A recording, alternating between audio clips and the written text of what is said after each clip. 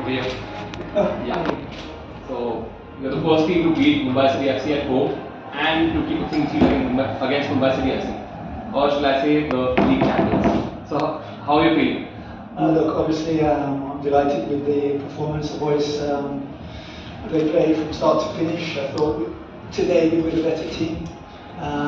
Obviously, congratulations to Beth Buckingham and the staff for winning the Shield. It's a great achievement. Obviously, delighted to be the first team to beat them at home. Clean sheet again, and it's just what I've been saying for the last 6 or 7 months. The only time that we were outclassed in any game was when we lost to Mumbai in Kolkata. All the other games we have been competitive. We have made a lot of mistakes that have cost us games. But I have to remind everybody that when I arrived on August 4th in Maidan, I had 12 players, no doctor, no physio, no nothing, no staff besides the 12 players. I think what we have managed to achieve this year has been not what we wanted, of course. I think we could have had quite easily had another 10 points. But I have to give these boys credit because they have fought with whatever they have. We know they're not the best players in the league, but they have given everything for me. I appreciate that. And of course, it's always good to win. Now we can look forward to the big one, the derby. You've been at the receiving end of a lot of this criticism throughout the season. Yeah. So, do you think this performance is a perfect answer to your critics? And would you consider this as the best performance of the season? Perfect answer to my critics. No, there's always going to be people unhappy because the player that they want is not playing, or we've made mistakes. I take responsibility for all the mistakes my players have made, all on me. That's why I'm the coach. So, when you are managing a team like East Bengal, you're never going to please all the people all the time. So I'm not trying to. I'm trying to win football games with the players that I have. The fact that we have, before this game, we had won more than they had won in the ISL for 2 seasons, and 2 seasons, I might add, in the bubble, with no fans, no pressure, no nothing. It was like playing 20 friendly games over the course of 2 years, and anybody who says different, sorry. So for us to have now won 6 games, the most points that we've had in the ISL, we still have the top scorer in the ISL at the moment, and by the way, unless somebody scores in the last game and passes him, then he remains the top scorer. I don't buy the playoffs, doesn't count, because that's 2 more or 3 more games for some other team. So top scorer is at the end of this last week. Obviously I'm happy, and I'm always happy when we win. I'm really bad when we lose. Mr. Constantine, yeah. Sorry? When a team is actually struggling as a coach, and like you said, it's not always easy to please the fans. Everybody wants the best of results from East Bengal. So how difficult or how challenging is it for a coach to ensure that you cut out the noise, the outside noise, and focus on the players, and you keep them motivated? What's the challenge like? That's a really good question.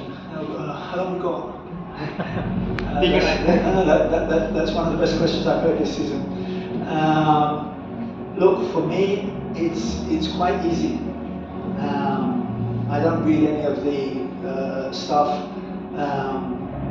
My wife tells me blah blah blah. Don't tell me. Look, everyone has an opinion. The difference is that you are sitting in the crowd, and your opinion is always going to be correct. Why? Because you will never ever be there to make that decision. So I understand people have opinions about players, about formations, about this, about that. Fine.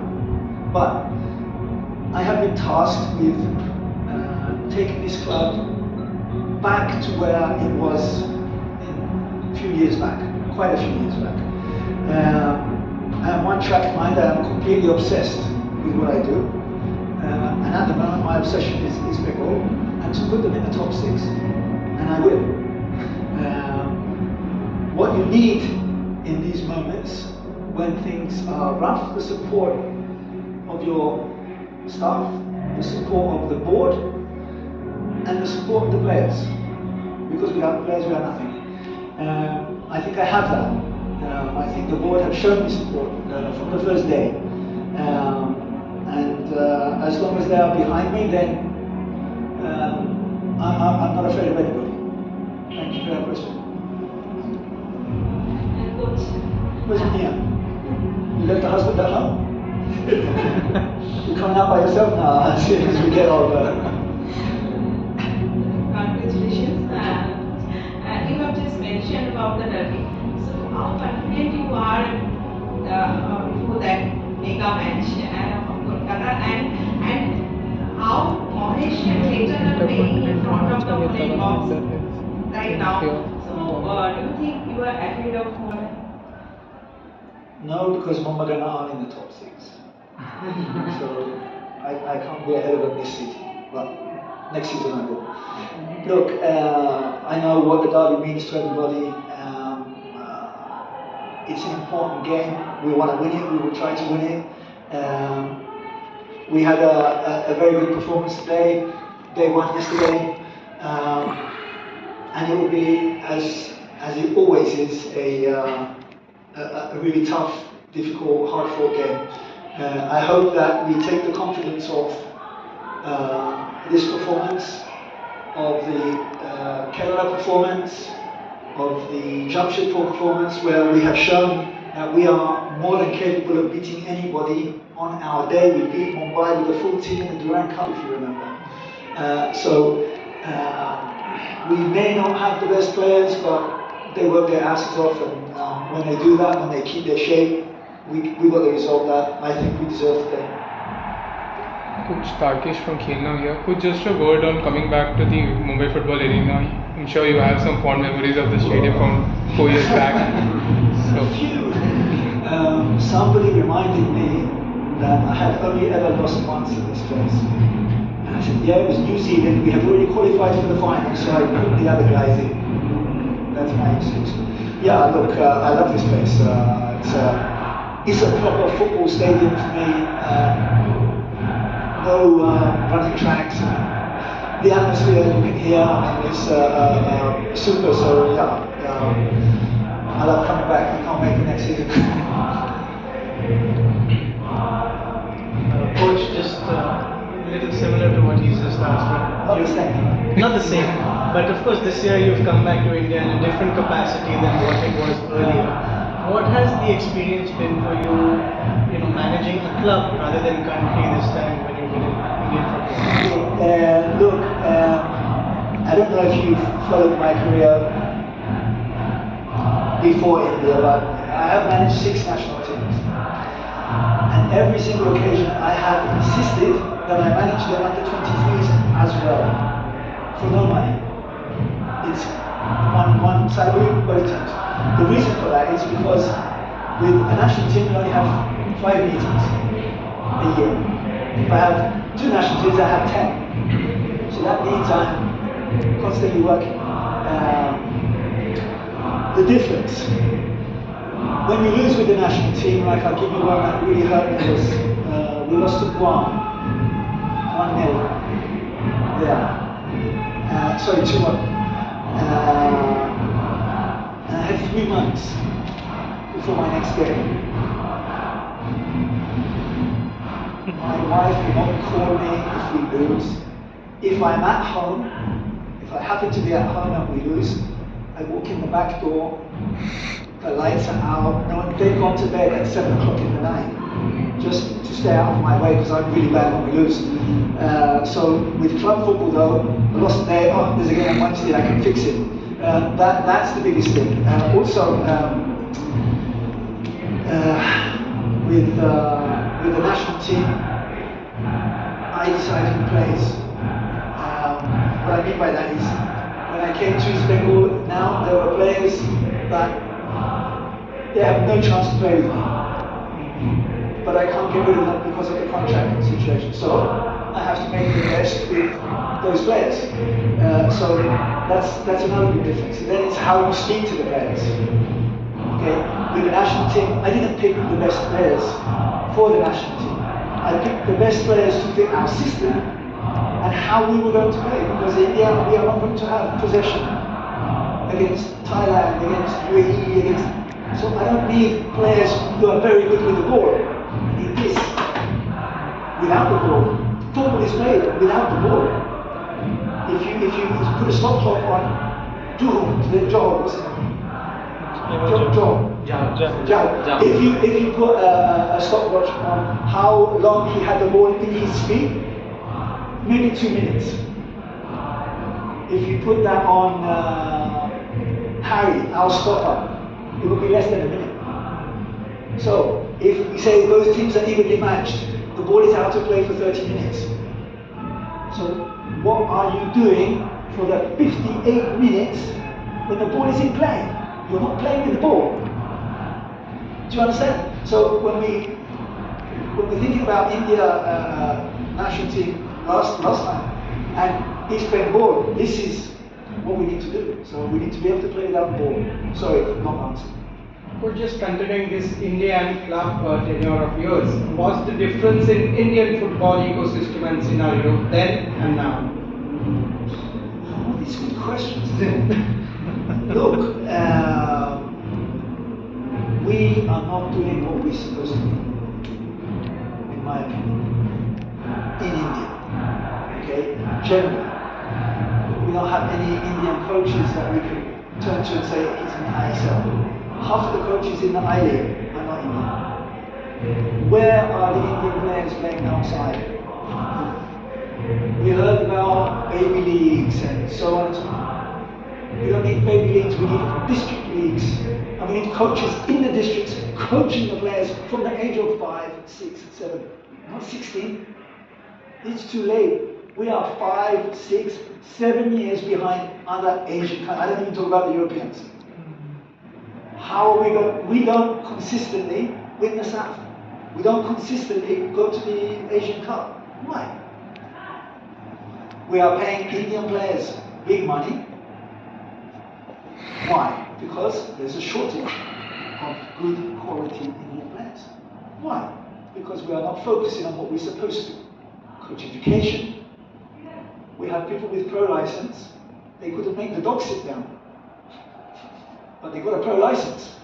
Now you tell me how you're going to teach a 6, 7, 8, 9, 12-year-old Indian boy how to play.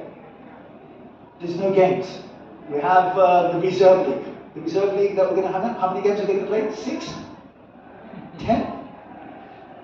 At 15, I was playing Saturday morning, Saturday afternoon, Sunday morning. By the time I was 16, I had played 300 games. 11 aside. Our boys are not getting that. So how are they going to develop? That's my problem. Sorry, I could go on all day, but the roadmap is there till 2047. So well, I've seen that film before. A bit similar to what you answered. So you might have seen that Mumbai played 45 young players tonight, and they did show promise despite the loss. So is that something you look forward to in the next season at East Bengal FC? We've got to have the players first. Sorry, but we don't. But look, if you don't put the kids in, how are they going to play? But these boys are 20-something that came in today. In Paphos, my last team in Cyprus, I put a 15-and-a-half-year-old in a league match. I put 3 18-year-olds. Not 22, maybe 22. Yeah, I can see you last one in the front if I knew that. Yeah, it's good when you're right.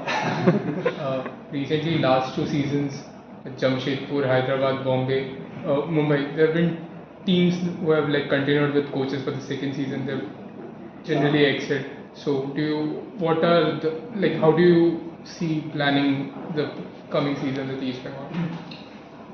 Okay. You guys are killing me with these questions. Another long answer. Tell the boys to wait. Look, I am not saying this. Okay, so my contract finishes in May. I'm done. If people are unhappy with my performance, no problem. I will have offers here, outside, and a few other places. I have 2 national teams at the moment. What I'm trying to say is that if you keep changing the coach, don't expect to win too many football games. We have changed the coach. We is Bengal. 10 coaches in the last 4 years. And you want to go in the top 6. We lost some players who had interest to come to East Bengal because I couldn't tell them I'm here next season for sure. Players want to know, Coach, are you there? They told me they want me. Coach, are you there? I don't want to lie to you because then you're going to never speak to me again. So, you look at Manolo, the job he's done at Hyderabad. They finished last, I think it was last year. Jamshedpur. A couple of years ago they finished last. I don't care what happened in the bubble, by the way, it's like impossible. If you want consistency, then you get the coach and you stick with the coach. I've been a sporting director, so I know what I'm talking about. I will find the coach, if he's what I want, he stays through thick and thin. If you keep changing the coach, that means you're going to change the players, you're going to change the formations, the staff, and there's no consistency. And this is what the problem is. Generally in football, not here, generally, is consistency. Find the right guy. If I'm not the right guy, no problem. But give the guy the 2 years, the 3 years, and then you judge him. That's how I think. Even coach, do you think that's what Mumbai City FC got right? Because Buckingham had a terrible season last year, and they still stuck with him. And he changed his fortunes around. He had a terrible season last season. Based on what? They didn't qualify for the playoffs. Right, but he had just come. New team, new players. Yes? Yeah. People can't expect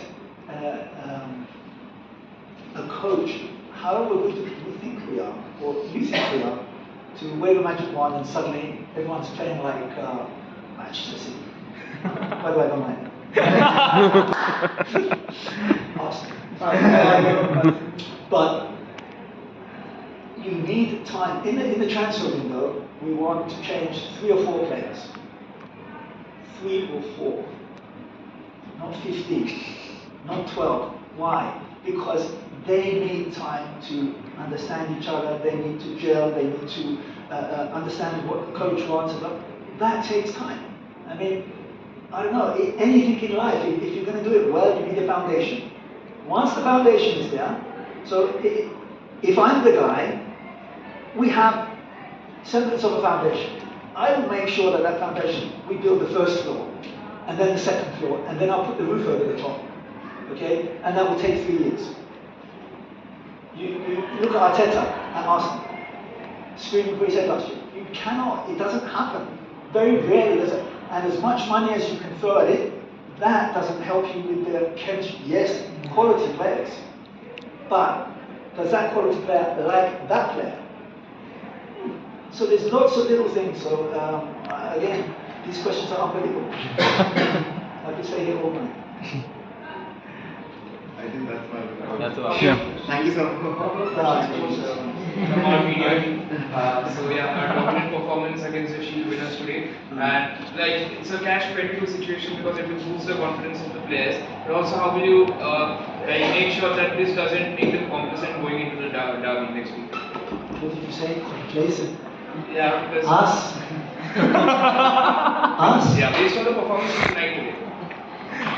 He's a lady president. But I would say no way. Okay, how's that?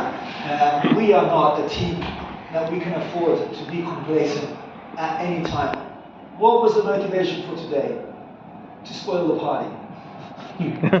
Bitter lemon, love it. And we'll go to the derby, we'll play as hard as we possibly can, and we'll look to win that because it's the derby and we want to win it. Yeah, does that answer your question? Yeah, I think it would have been good if either we faced it as carried away instead of Sorry? carried away. Like yeah, and Carried away, yeah, amazing. and the last one, like the fans will take a lot of confidence from this game. So again, it's a home game for us. The derby will organize this. So you think with position of fans, another chance for them to see us end the season on a high.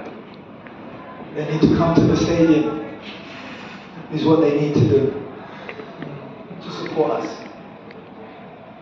Thick and thin. You don't change your team, no matter what. I would change my wife before I change the team. She already knows that. She's on a year-to-year rolling contract.